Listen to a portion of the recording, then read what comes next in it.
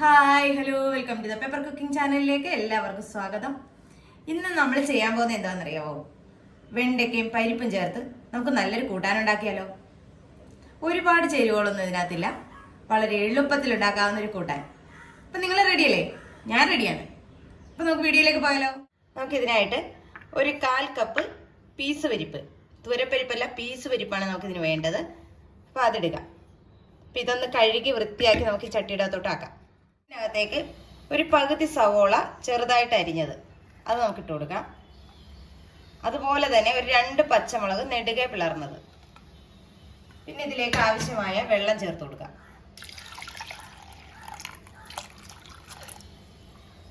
നമുക്കിത് നന്നായിട്ടൊന്ന് വേവിച്ചെടുക്കാം. ഇതിനകത്തേക്ക് നമുക്കൊരല്പം വെളിച്ചെണ്ണ ഒഴിച്ചു കൊടുക്കാം, ഇല്ലെങ്കിൽ ഇത് തിളച്ച് തൂവും. ഇനി ഇവിടെ ഇരുന്ന് നമ്മുടെ പരിപ്പൊന്ന് നന്നായിട്ട് വെന്ത് വരട്ടെ. പരിപ്പിലേക്ക് ആവശ്യമായ ഉപ്പ് കൂടെ ചേർത്ത് കൊടുക്കാം. പരിപ്പിന് ആവശ്യമായത് മാത്രമേ ഉപ്പേ ഞാൻ ചേർത്തിട്ടുള്ളൂ. നമ്മുടെ പരിപ്പ് അതേ ആവശ്യത്തിന് വെന്തിട്ടുണ്ട്. ആവശ്യത്തിന് നല്ല നന്നായി തന്നെ വെന്തിട്ടുണ്ട്.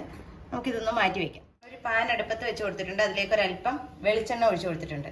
ഇതിൻ്റെ കൂടെ വേണേൽ നമുക്കൊരല്പം നെയ്യും എണ്ണയും കൂടെ ഒന്നുകൂടി ചേർക്കാവുന്നതാണ്. ഞാൻ നെയ്യ് ചേർത്തിട്ടില്ല, വെളിച്ചെണ്ണ മാത്രമേ ചേർത്തിട്ടുള്ളൂ. നമുക്കിതിലേക്ക് ഒരല്പം കടുക് ഇട്ട് കൊടുക്കാം.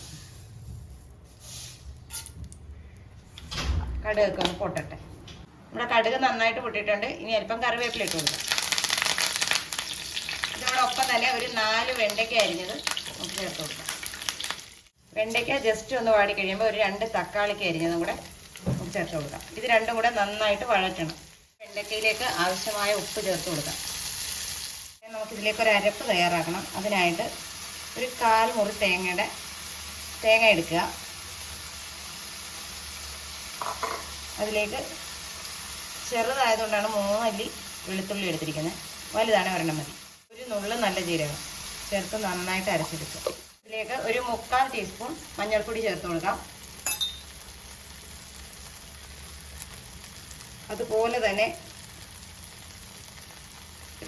ഒരു ടീസ്പൂൺ മല്ലിപ്പൊടി, 1 ടേബിൾ സ്പൂൺ മുളക് പൊടി.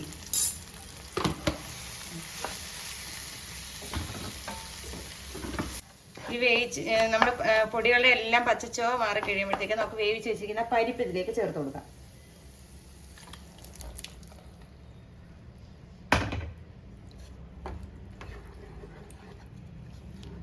നമ്മുടെ അരച്ച തേങ്ങയുടെ കൂട്ട് ഇതിലേക്ക് ചേർത്ത് കൊടുക്കാം. അതേ നമ്മുടെ അടിപൊളി വെണ്ടയ്ക്ക കറി ഇവിടെ റെഡി ആയിട്ടുണ്ട്. അപ്പോൾ എല്ലാവരും ഇതൊന്ന് ട്രൈ ചെയ്ത് നോക്കുക. വീഡിയോ ഇഷ്ടമായ ലൈക്ക് ചെയ്യാനും ഷെയർ ചെയ്യാനും കമൻറ്റ് ചെയ്യാനും മറന്നു പോകരുത്. നല്ലൊരു വീഡിയോ ആയിട്ട് കാണുന്നവരെ ടാറ്റാ ബൈ ബൈ.